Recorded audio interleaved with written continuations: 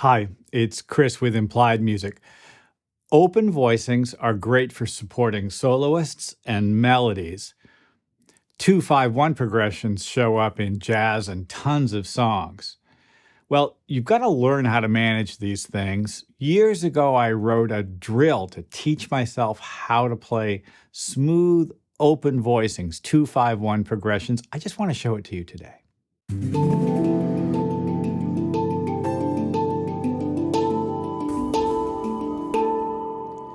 I hadn't seen my student Lucian for a long time. She came back after a couple of years and said, I'm ready to work on my voicings. What can I do? I immediately thought of this exercise here. Take a look at it on the screen. Every 2-5-1 progression lives and dies on its thirds and sevenths.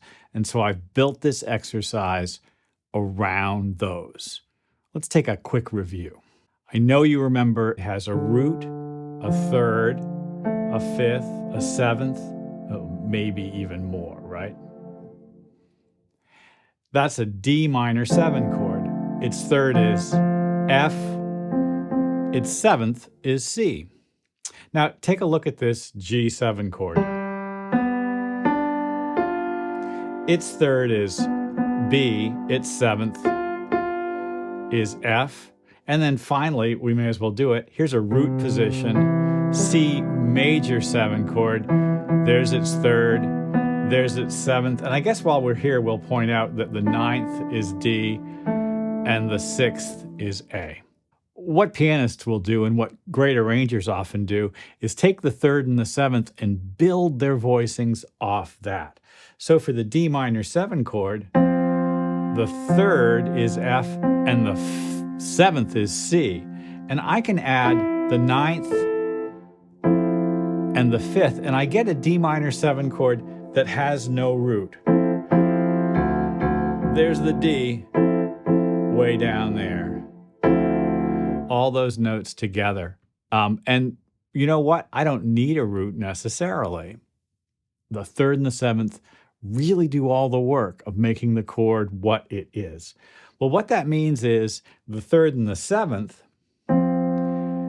turns into the seventh and the third of G7. Well, that's a really effective sound. I only need to change one note.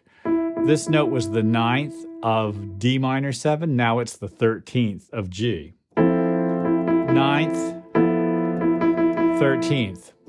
This note here, the A, was the fifth of D minor 7. Now it's the ninth of G7. Really, it's not G7, is it? It's G13. D minor 7, G13. D minor 9, G13. All right, so what I just did was I resolved to C, and the C that I resolved to was C6-9.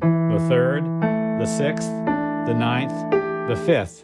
It's a stack of fourths. It's a beautiful open voicing. D minor 7, G7, C6-9. Oh my. Well, what I've done is written an exercise that takes us around the circle of fifths. Quickly, let's look at it again and I'll explain it. This page is available to download on Implied Music's Facebook page. I'll make a link for it in the description. This group of two measures is what I was just showing you. D minor 7, G7, C6-9. And going around the circle of fifths, the next key signature is F. And so this time, G minor 7, C7, F major 9. And you can see something really remarkable here, and I think this is the great thing about working around the circle of fifths. Everything stays quite close together, and this is very bizarre, but this stack of fourths for the C chord is exactly the same stack of fourths for the F chord. Different chord factors, different chord elements, but at the bottom, the seventh, then the third, then the sixth, and then the ninth. Makes a fine F chord. There's no root. Oh, there it is down there. F major. I'm fine with that. And we go right around the circle of fifths. The next key center in the circle of fifths is B flat. So, and sort of by now you've probably figured out that this is going to be the same thing again and again as we go around. Well, this makes for a very strong, I'll just say, exercise or drill, which has a little bit of juice to it. You don't have to necessarily read music to do this once you grasp the concept. Now, what I like to do when I'm practicing something like this is put on a little sort of simple sort of swing jazz groove or even funk groove in the background and just play along with it. Lots of possibilities for that. You could drop in a loop, whatever makes you happy.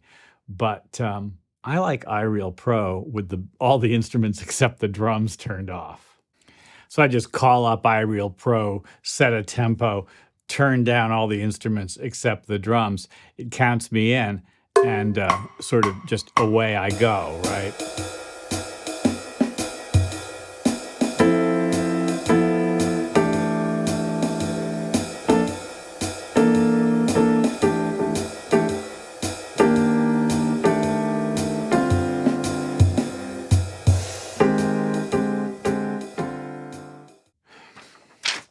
This sheet is invaluable. Print it out for yourself and work on it. Open voicings are sort of my voicings of choice for supporting vocalists and soloists. Additionally, they'll stay out of the way generally of melody, and the bass player will thank you because you're not playing the root in this drill. Bass player has lots of latitude, and there's nuance and real color in the extensions built into each one of these.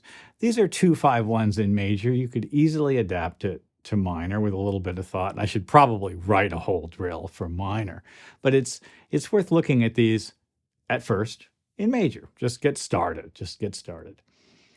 Thirds and sevenths in the left hand, I'm almost always using the same fingers.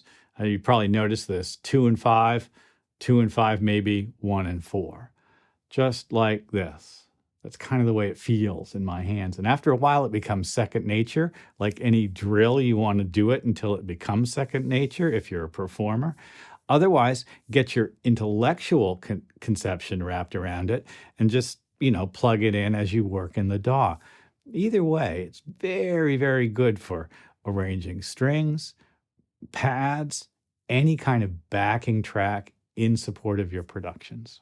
Well, I hope this has been useful.